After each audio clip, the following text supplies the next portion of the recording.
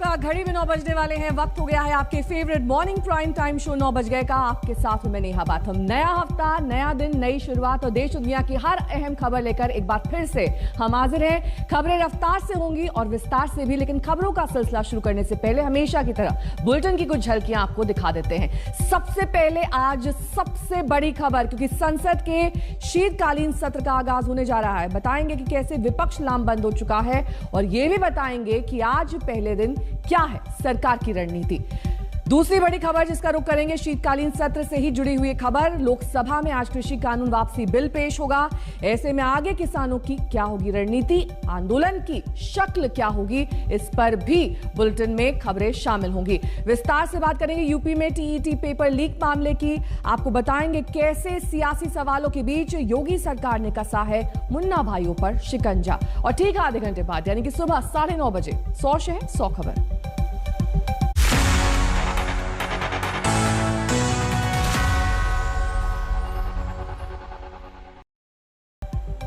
तो आज शीतकालीन सत्र की शुरुआत होने वाली है। काफी अहम दिन है। सत्र का आगाज हो उससे पहले ही दिन सरकार कृषि कानून वापसी बिल ला रही है। विपक्ष मोर्चा जमाए बैठा है, सरकार को घेरने की तैयारी है। आज संसद में क्या होगा इस पर सबकी नजरें बनी हुई। हंगामे के आसार जताए जा रहे हैं क्योंकि विपक्ष लामबंद है। लेकिन उससे पहले आपको दिखा देते हैं कि आज की 5 बड़ी खबरें क्या क्या है। तो आज से संसद के शीतकालीन सत्र की हंगामेदार शुरुआत होने के आसार हैं। कृषि कानून वापसी पर सरकार और विपक्ष साथ साथ है, लेकिन एमएसपी कानून को लेकर ठनी हुई है। विपक्ष ने सर्वदलीय बैठक में ही तेवर दिखा दिए हैं, लेकिन विपक्ष के लिए भी आगे की राह आसान नहीं, क्योंकि उनमें भी एकजुटता नहीं दिखाई दे रही है। कांग्रेस ने विपक्षी दलों की बैठक बुलाई, लेकिन टीएमसी ने उसमें भी शामिल होने से इनकार कर दिया है। बड़ी खबर इस वक्त की आपको बता दें कि संसद के हंगामेदार होने के आसार हैं। कृषि कानून वापसी बिल पेश सरकार करेगी, लेकिन इसको लेकर विपक्ष लामबंद है। कृषि कानून वापसी बिल पर एमएसपी कानून पहले बनाने पर अड़ा है विपक्ष। विपक्षी दलों के साथ कांग्रेस की 1 घंटे बाद बैठक शुरू होनी है, यानी कि लगभग 10 बजे ये बैठक शुरू होगी। टीएमसी हालांकि इस बैठक में शामिल नहीं होगी।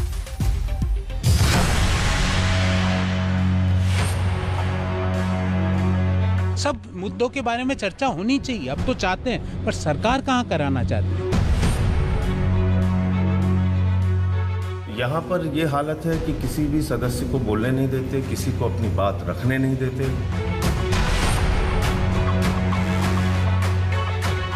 सियासतदानों का गुस्सा उस महाभारत का संकेत है जो संसद के शीतकालीन सत्र में दिखने की उम्मीद है।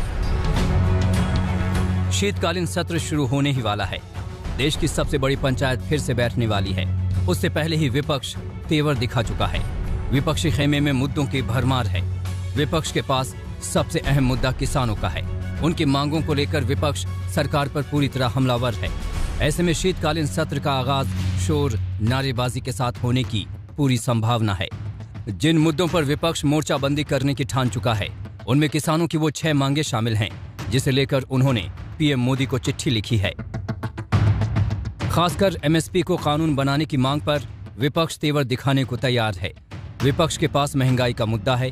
विरोधी बेरोजगारी को लेकर भी सवाल पूछ रहे हैं। वहीं पेगासस जासूसी कांड और एलएसी पर चीन की गुस्ताखी जैसे मुद्दों ने सरकार की मुसीबत बढ़ा दी है। सरकार के सामने सत्र को सुचारू रूप से चलाने की चुनौती है, लेकिन विपक्ष पूरी तरह से तैयारी कर चुका है। साफ है कि संसद के दोनों सदनों में तकरार टलेगा नहीं। हमने 3 कृषि कानूनों को वापस लेने का, रिपील करने का निर्णय लिया है। इस महीने के अंत में शुरू होने जा रहे संसद सत्र में, इसी महीने में, हम तीनों कृषि कानूनों को रिपील करने की संवैधानिक प्रक्रिया को पूरा कर देंगे। पीएम मोदी ने साल भर से जारी किसान आंदोलन को देखते हुए चंद रोज पहले तीनों कृषि कानूनों को वापस लेने का ऐलान किया था। तब से विपक्ष फ्रंट फुट पर है। पीएम मोदी के इस बयान के बाद से विपक्ष को मौका मिल गया है। किसानों के समर्थन की बात कहकर विपक्षी पार्टियां लगातार दबाव बना रही हैं। हालांकि सरकार की कोशिश है कि किसी तरह से विपक्षी खेमे को मनाया जाए। मुद्दों पर बात की जाए और शीत सत्र को सफल बनाया जाए। इसके लिए रविवार को सर्वदलीय बैठक बुलाई गई, लेकिन विपक्ष ने वहां भी अपने तेवर दिखाए। इससे पहले 26 नवंबर को संविधान दिवस समारोह का बहिष्कार करके भी विपक्षी दलों ने सरकार के खिलाफ अपनी भविष्य की रणनीति का इशारा कर दिया था। सरकार हमेशा इस बात के पक्ष में रही है कि डिबेट के माध्यम से, डिस्कशन के माध्यम से संसद के अंदर डिसीजंस होने चाहिए। और विपक्ष के पास कोई मुद्दे हैं तो नेचुरली विपक्ष भी, इंडिविजुअल जो मेंबर ऑफ पार्लियामेंट्स हैं वो भी चेयरमैन साहब को और स्पीकर साहब को नोटिसेस देते हैं और किन नियमों के तहत, किन प्रावधानों के तहत चर्चा होनी चाहिए, किस पर चर्चा होनी चाहिए, ये चेयर डिसाइड करती है। हम ये कोशिश करते रहेंगे कि हम सब मिलके एकजुट होके जो कॉमन मुद्दे हैं, जो देश के इंटरेस्ट में, जनता के इंटरेस्ट में हम मिलके कर सकते हैं, उसके लिए हम सबको जुटाने की कोशिश करेंगे। आज संसद के शीतकालीन सत्र से पहले रविवार को दोपहर 3 बजे बीजेपी संसदीय कार्यकारिणी की बैठक हुई। शाम 4 बजे एनडीए फ्लोर लीडर्स की मीटिंग चली। शाम 5:30 बजे राज्यसभा के फ्लोर नेताओं ने चर्चा की और अब आज सत्र से ठीक पहले कांग्रेस ने सभी विपक्षी दलों को बातचीत का न्योता भेजा है। लेकिन विपक्ष में फूट ही सरकार के लिए सबसे बड़ी ताकत है। कांग्रेस की बुलाई बैठक में आने से टीएमसी ने साफ साफ मना कर दिया है। वहीं कल हुई सर्वदलीय बैठक का आम आदमी पार्टी ने बहिष्कार कर दिया।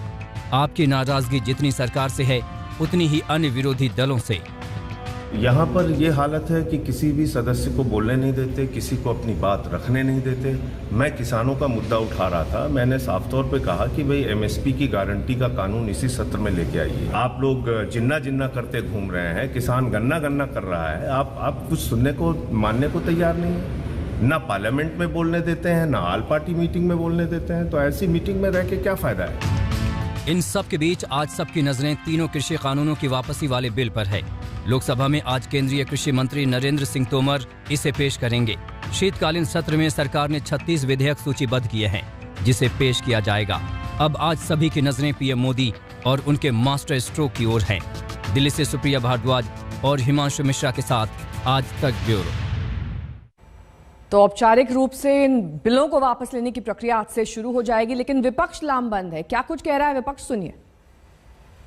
सरकार के तरफ से हमने यही निवेदन किया है, सभी चर्चा के लिए नियमों के अनुसार सरकार तैयार है जब स्पीकर और चेयरमैन परमिट करता है, लेकिन बिना डिसरप्शन सदन चले, सदन का कार्यवाही चले, यही हमने रिक्वेस्ट अपोजिशन से किया है। सभी अपोजिशन हमको आश्वस्त भी किया है कि हम पूरा कोऑपरेट करेंगे और इस बार और ज्यादा प्रोडक्टिव सदन होगा, सेशन होगा, ऐसे सरकार का उम्मीद है। सभी पार्टियों ने ये डिमांड किया, खास करके जो किसानों का मुद्दा है, एमएसपी और इलेक्ट्रिकल बिल, इसके बारे में सरकार तुरंत एक्शन लेना चाहिए और एमएसपी के बारे में एक कानून बनाना चाहिए। हम कोऑपरेट करेंगे सरकार के अच्छे चीजों पर, अच्छे बिल पे।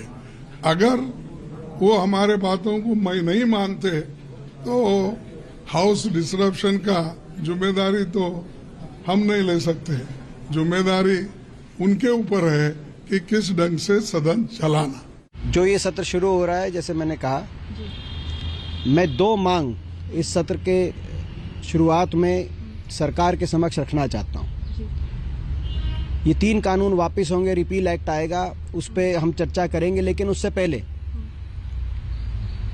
सत्र की शुरुआत सरकार माफी मांगते हुए करे 670 परिवारों से जिन्होंने अपना कोई खोया है, जिन किसानों ने अपनी जान की कुर्बानी दी है इस आंदोलन में।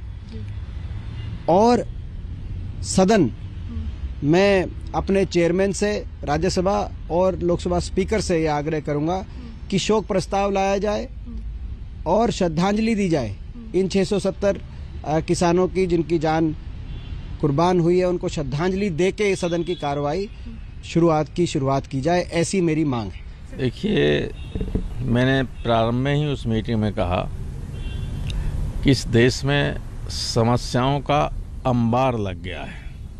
समस्याओं का अंबार, उन सब पर चर्चा नहीं हो सकती है, लेकिन कुछ बहुत महत्वपूर्ण हैं, जैसे किसान बिल वापस लिए प्रधानमंत्री ने, लेकिन असली मुद्दा है मिनिमम सपोर्ट प्राइस का। जब तक मिनिमम सपोर्ट प्राइस की गारंटी नहीं होगी, किसान को कोई लाभ होने वाला नहीं है। तो मैंने ये सुझाव दिया कि एक नया कानून आए और जिसके जरिए आ गए हेमंत, जिसके जरिए किसानों को मिनिमम सपोर्ट प्राइस की गारंटी हो। इस बीच बड़ी खबर आपको बता दें कि आज से संसद के शीतकालीन सत्र का आगाज होना है, लेकिन इससे ठीक पहले कांग्रेस ने स्थगन प्रस्ताव का नोटिस दे दिया है। ये सत्र अब से कुछ ही देर बाद शुरू होगा, लगभग 11 बजे, लेकिन हंगामेदार इस सत्र के आसार रहने वाले हैं। कांग्रेस ने स्थगन प्रस्ताव का नोटिस दे दिया है। मूल रूप से 2 प्रमुख मांगे। पहले तो सरकार मृत किसानों के परिवारों से माफी मांगे, उनको उचित मुआवजा दे, और दूसरा एमएसपी पर अलग से कानून लाए।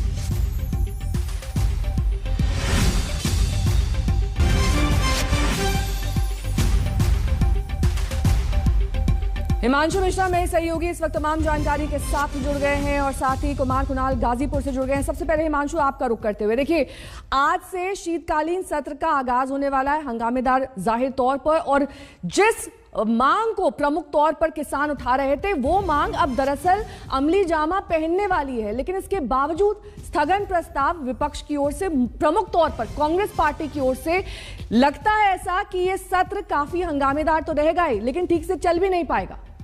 देखिए बिल्कुल हंगामेदार ये सत्र रहने वाला। आप याद कीजिए मानसून सत्र जो है तीनों कृषि कानूनों को लेकर ही जो है भेंट चढ़ गया और पूरे सदन के अंदर हंगामा हुआ, काम नहीं करने दिया विपक्ष ने। लेकिन सरकार की तरफ से जो जरूरी बिल थे वो बिना चर्चा के पास कर दिए गए हैं यहाँ। लेकिन सरकार, विपक्ष चाहता है कि स्थगन प्रस्ताव लाया जाए, चर्चा की जाए इन तीनों कृषि कानूनों के ऊपर। लेकिन सरकार की तरफ से आज लोकसभा के अंदर ही जो है ये बिजनेस में लगा दिया गया है कि ये तीनों कृषि कानूनों को जो रिपील करने की प्रक्रिया है उसके लिए लोकसभा से आज ये बिल पास होगा और उसके बाद राज्यसभा में पेश किया जाएगा और वह दोनों सदनों से पास होने के बाद जो है राष्ट्रपति के पास भेज दिया जाएगा रिपील करने के लिए। तो एक तरीके से सरकार ने कृषि कानूनों पर अपनी जो है यूटर्न तो ले लिया है, लेकिन विपक्ष इसको मानने के लिए तैयार नहीं है और विपक्ष चाहता है कि आने वाले 5 राज्यों के जो विधानसभा चुनाव है उसमें इन इन तीनों कृषि कानूनों को जो है मुद्दा बनाया जाए और साथ ही साथ जो है महंगाई को लेकर मुद्दा बनाया जाए। आप याद कीजिए पिछला सेशन जो है पेगासस और तीनों कृषि कानूनों के कारण जो है हंगामे में भेंट चढ़ गया था, लेकिन सरकार अपने सभी जरूरी बिलों को पास कराती रही। नेहा, लौटूंगी मैं आपके पास हिमांशु। इस बीच कुमार कुणाल का रुख करें, उससे पहले कुमार कुणाल ने राकेश टिकैत से खास बातचीत की है, वो अपने दर्शकों को सुना देते हैं। टिकैत साहब, मन में क्या भाव है? खुशी का है, अभी भी आशंका का है, क्या चल रहा है मन में? मन में चल रहा कि एक बीमारी थी कट गई, दूसरी जो बीमारी है उसको भी काटेंगे। कोरोना और काले कानून एक ही टाइम पे आए देश में, तो जैसे देश से कोरोना धीरे धीरे खत्म हो लग रहा है ऐसे ही काले कानून भी खत्म हो जाएंगे। लेकिन जो बीमारी दूसरी है उनका समाधान हो गया।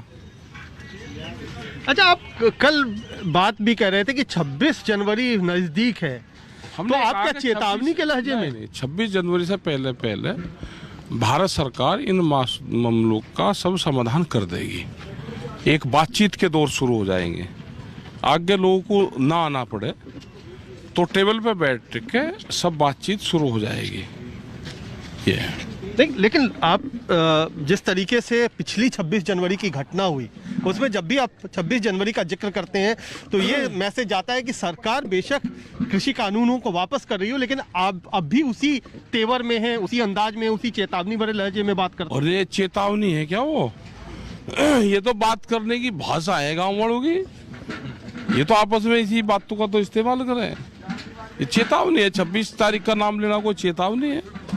हमने ये कहा कि उस टाइम तक समाधान हो जाएगा। एमएसपी एक बड़ा सवाल देश में है। जो और बिल रखे हुए हैं उन पे भी बात करना चाहेंगे। जो शहीद लोग हुए यहाँ पे उस पे भी बात करेंगे। जो मुकदमे दर्ज हुए उस पर भी। जिस दिन सरकार ये है कि हमको मामला निपटाना है, उस दिन निपट जाएगा। अभी पेंच है सरकार में, पेंच है अभी। कौन सा पेंच है? सारे पेंच है अभी भाई। बातचीत से तो समाधान होगा कुछ। ये 3 काले कानूनी पूरा कृषि पर उस पर यही थे। वो एक बीमारी थे, तुरंत आए, एक बीमारी थी, उसने 1.5 साल बर्बाद करा। और मामले है उसमें कौन बात करेगा। तो आज एक ट्रैक्टर रैली आपकी होनी थी कि आज, लेकिन आपने उसको टाला है हफ्ते भर के लिए। तो किस चीज का इंतजार है? क्या सरकार से आप उम्मीद कर रहे हैं कि वो बातचीत के लिए बुलाएगी? क्यों टाला क्यों गया आज की ट्रैक्टर रैली? टाल दिया, इसीलिए टाल दिया कि एमएसपी है और चीजें हैं। आज जो 3 काले कानून थे वे रिफिल आज हो रहे हैं, तो सरकार को भी टाइम देना चाहिए। मेरे सहयोगी कुमार कुणाल जिन्होंने बातचीत की राकेश टिकैत से इस वक्त जुड़ गए हैं। कुमार, देखिए, एक तरफ तो ये कह रहे हैं कि बातचीत के लिए हम सरकार को मौका देना चाहते हैं, इसलिए हम ट्रैक्टर रैली को टाल रहे हैं, लेकिन 26 जनवरी का चुनाव आखिरकार क्यों किया जा रहा है बार बार राकेश टिकैत की ओर से? एक बड़ा मैसेज जाहिर तौर पर वो देना चाहते हैं कि ऐसी डेट पर हम हजारों ट्रैक्टर दिल्ली में लाएंगे, आसपास के किसानों को जमा करेंगे। एक बड़ा मैसेज देने की कोशिश है। बिल्कुल, क्योंकि जो एक डिमांड थी 3 कृषि कानूनों को वापस लेने की, वो आज पूरा हो जाएगा, वो सरकार वापस ले लेगी। लेकिन एमएसपी को लेकर के कई सारे घटक हैं, खासतौर पे पंजाब के कुछ यूनियन हैं जो अब चाह रहे हैं कि चूंकि बिल वापस हो गया है तो रुख नरम किया जाए, बाकी जो तमाम मांग है उसको बाद में भी उसको पूरा किया जा सकता है। लेकिन यहाँ पर मैसेज यही देने की कोशिश है राकेश टिकैत की तरफ से कि एमएसपी से कम पर यहाँ से जाने को तैयार नहीं है। उस पर सरकार बातचीत के लिए आए। जो चिट्ठी लिखी गई थी उसका जवाब अभी तक नहीं आया है, और अभी हमने बात की तो कहा कि चिट्ठी का हमें इंतजार नहीं, हम लिखत पढ़त में बहुत ज़्यादा यकीन नहीं करते, हमें तो बिल्कुल अपनी मांग जो हम यहाँ से उठा रहे हैं वो सरकार को सुनना चाहिए। और यहाँ तमाम आपको यहाँ की जो तस्वीर है वो भी हम थोड़ा सा दिखाते हैं कि अभी भी यहाँ पर काफ़ी भीड़ है। आज जिस तरीके से बिल वापसी सरकार करेगी उसको लेकर के लोगों के मन में उत्सुकता है, कुतूहल है, लेकिन एक सवाल भी है। बिल वापसी आज सरकार कर रही है, क्या लगता है क्या कि कुछ सही दिशा में कदम है? बस सही दिशा में तो ठीक है, पर वो एमएसपी पे कानून नहीं बनेगा तो इतने हम कहाँ जाएंगे। ये सरकार की गलती है। सबसे पहला कानून तो एमएसपी का ही है ना, किसानों के लिए एमएसपी का है। लेकिन एमएसपी पर तो बात हो सकती है ना, तो क्यों आप लोग ये है कि करता तो नहीं कोई। 3 कृषि कानून वापिस, एमएसपी पे कानून बने, पाती पराली फूकने का कानून बंद हो, बिजली एवेंटमेंट वो वापिस हो, और जो ट्रैक्टर डीजल इंजन हैं, ट्रैक्टर हैं जो 10 साल के बाद नहीं चलेंगे वे वो कानून ख़त्म हो, श्रम कानून ख़त्म हो। ये सारी बातें तो हैं, जब बात पटल पर बैठ के होंगी जब ही तो कुछ बात होगी। अब संयुक्त मोर्चा यहाँ से लोग संयुक्त मोर्चे कोल से यहाँ आए हैं, संयुक्त मोर्चे कोल से जाएंगे, ऐसे कोई नहीं अब घोषणा कर दी लोग चले जाएंगे। तो ये बात है, यहाँ पर किसान अभी बाकायदा साफ तौर पे कह रहे हैं कि जब तक बाकी जो पूरी डिमांड है उसका समाधान चाहते हैं। हाँ, समाधान होना चाहा। एमएसपी पे गारंटी, एमएसपी नहीं तो आंदोलन वही। तो एमएसपी नहीं तो आंदोलन वही, यही कहना है, और ये भी यहीं पर है। ये एक सीधा संदेश यहाँ गाजीपुर बॉर्डर से सरकार को। ठीक है, लौटूंगी मैं आपके पास, नजर बनाए रखिए, क्योंकि जाहिर तौर पर अब नई मांगे उभर कर सामने आ रही हैं। सिर्फ 3 कानून की वापसी से अब बात नहीं बनेगी, ये जाहिर तौर पर दिखाई दे रहा है। बहरहाल इस वक्त की बड़ी खबर का रुख करेंगे। दुनिया भर में कोरोना के ओमिक्रॉन वेरिएंट को लेकर हड़कंप मच गया है। हिंदुस्तान भी अलर्ट पर है। इन सबके बीच मुंबई में 466 ऐसे लोगों की जानकारी मिली है जो 12 से 26 नवंबर के बीच ओमिक्रॉन प्रभावित देशों से वापस मुंबई लौटे हैं। अब बीएमसी उन सभी के संपर्क में है। 97 लोगों की जानकारी मिल गई है, उनमें से कोई कोरोना पॉजिटिव नहीं है, फिर भी आज उनका RT-PCR टेस्ट किया जा रहा है। तो एहतियातन कदम उठाए जा रहे हैं, खासतौर पर मुंबई में, जहां पर अंतर्राष्ट्रीय उड़ानें उन देशों से लेकर वापस लोग लौटे हैं जहां पर ओमिक्रॉन का प्रभाव देखा गया है। मुस्तफा शेख मेरे सहयोगी इस वक्त तमाम जानकारी के साथ मुंबई से जुड़ गए। मुस्तफा, कुछ लोगों को आइडेंटिफाई कर लिया गया है, कुछ अभी बाकी हैं, लेकिन बड़ी चिंता का विषय ये है कि अभी तक क्योंकि अंतर्राष्ट्रीय उड़ानों पर पूर्ण तरीके से पाबंदी नहीं लगी है, लोगों के आने का सिलसिला तो जारी रहेगा। RT-PCR टेस्ट इसी तरह से होते रहेंगे क्या? लेकिन यह एक बहुत महत्वपूर्ण बात यह है कि समय कितना लगता है इन सारे रूल्स एंड रेगुलेशन को इन प्लेस रखने में, क्योंकि जिन लोगों की अब लिस्ट बनाई गई है वो लोग हैं जहां पर इस नए वेरिएंट को पाया गया है और 12 से 26 नवंबर के बीच में वो लोग मुंबई एयरपोर्ट पर उतरे थे। कुछ लोग मुंबई में रहे, कुछ आसपास के डोंबिवली थाने और बाकी इलाकों में चले गए। इन लोगों की लिस्ट बना दी गई है, अब इन लोगों की टेस्टिंग की जाएगी। इसमें से एक शख्स जो कि डोंबिवली में गया था मुंबई एयरपोर्ट से और 32 वर्ष उसकी उम्र है, उसको कोविड पॉजिटिव बताया गया है और जीनोम सीक्वेंसिंग के लिए उसका रिजल्ट भेजा गया है। तो जैसे कि आप बात कर रही थी कि अंतर्राष्ट्रीय उड़ानों पर किस तरह से क्या प्रतिबंध लगाए जाएंगे, ये तो आने वाले समय में ही पता चलेगा। लेकिन अभी तक जो इन्फॉर्मेशन सामने है, जिन जिन देशों में ये वेरिएंट पाया गया है, उन जो यात्री है वापस आने वाले, उनका RT-PCR टेस्ट किया जा रहा है, उन्हें क्वारंटाइन में रखा गया है, उन्हें नजर रखी जा रही है। अब आगे देखना ये होगा कि ये वेरिएंट कितने जल्दी बाकी देशों में फैलता है या उसके केसेस पाए जाते हैं। उस हिसाब से आप कह सकते हैं जो प्रतिबंध है वो और भी सख्त किए जाएंगे। ठीक है, बहुत बहुत शुक्रिया मुस्तफा इस तमाम जानकारी के लिए। और अब बात दिल्ली में फैले प्रदूषण की। चिंताजनक हालात के बीच आज से राजधानी के सभी स्कूल खोल दिए गए हैं। आज भी हवा की गुणवत्ता बेहद खतरनाक स्तर पर है। 370 AQI है जो काफी खराब मानी जाती है। प्रदूषण की वजह से दिल्ली सरकार ने स्कूल्स को बंद कर दिया था, लेकिन आज कई स्कूल्स वापस खोल दिए गए हैं। लेकिन चिंता का विषय सिर्फ कोरोना नहीं बल्कि हवा की गुणवत्ता भी है। दिल्ली के तमाम स्कूल एक बार फिर से खुल चुके हैं। इस वक्त हम दीनदयाल उपाध्याय मार्ग में मौजूद हैं और यहाँ पर आप देख पा रहे हैं जो बच्चे हैं वो एक बार फिर से अपने स्कूलों की तरफ जा रहे हैं। बढ़ते प्रदूषण की वजह से दिल्ली के तमाम जो स्कूल हैं उनको बंद कर दिया गया था, लेकिन एक बार फिर से दिल्ली सरकार ने तमाम जो स्कूल हैं उनको खोल दिया है। हालांकि दिल्ली के एयर क्वालिटी इंडेक्स की बात करें तो अभी भी जो सफ़र ऐप है उसके मुताबिक 370 यानी वेरी पुअर की कैटेगरी में है, लेकिन स्कूल जो है वो खुल चुके हैं। बच्चे स्कूल जा रहे हैं, आ रहे हैं। कुछ अभिभावक हैं, उनसे बात करने की भी कोशिश करते हैं। क्या आप लोग बताएंगे कि प्रदूषण अभी भी है दिल्ली में? प्रदूषण तो है अभी दिल्ली के अंदर, मगर यह है अभी थोड़ा इंतज़ार करने के बाद जो होता थोड़ा उस समय देना चाहिए था बच्चों को, ताकि वो थोड़ा अपनी हालत सुधार सके। तो बिल्कुल देखिए, ये बिल्कुल जो एक अभिभावक है इनका कहना है कि बिल्कुल बच्चों को वक्त देना चाहिए था। हम कुछ बच्चे उनसे भी बात करने की कोशिश करेंगे।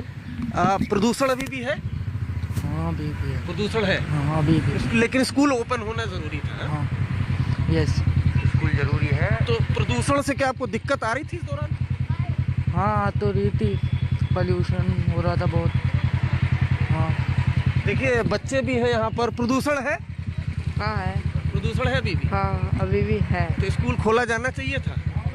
नहीं, वैसे ही मतलब बंद ही हो रहे थे, खोलना तो चाहिए था इसलिए, क्योंकि काफ़ी सालों से स्कूल भी नहीं खुले, इसलिए मतलब कि क्योंकि कोरोना की वजह से स्कूल नहीं खुले थे ना, तो अब खोले स्कूल। मतलब देखिए बिल्कुल कोरोना के जो है केसेस भी कम हो चुके हैं। बिल्कुल देखिए बच्चों की अपनी मुश्किलें बिल्कुल कह रहे हैं कि प्रदूषण बिल्कुल अभी भी है, और जो सफ़र ऐप है वो भी बता रहा है। और कोरोना के वक्त भी स्कूल बंद थे, लेकिन स्कूलों का खोलना भी ज़रूरी था बच्चों के लिए। हालांकि प्रदूषण है, लेकिन देखिए एक के बाद एक जो बच्चे यहाँ पर बड़ी संख्या में आ रहे हैं। और यूपी में परीक्षा का पेपर लीक होने का मामला और गर्मा गया है। इस पर सियासत भी तेज हो गई है। पुलिस ने वैसे इस मामले में अब तक 29 आरोपियों को गिरफ्तार किया है। मुख्यमंत्री योगी ने सख्त कार्रवाई के आदेश दे दिए हैं, लेकिन विरोधियों ने इस मुद्दे को लेकर योगी सरकार पर जमकर हमला बोला है।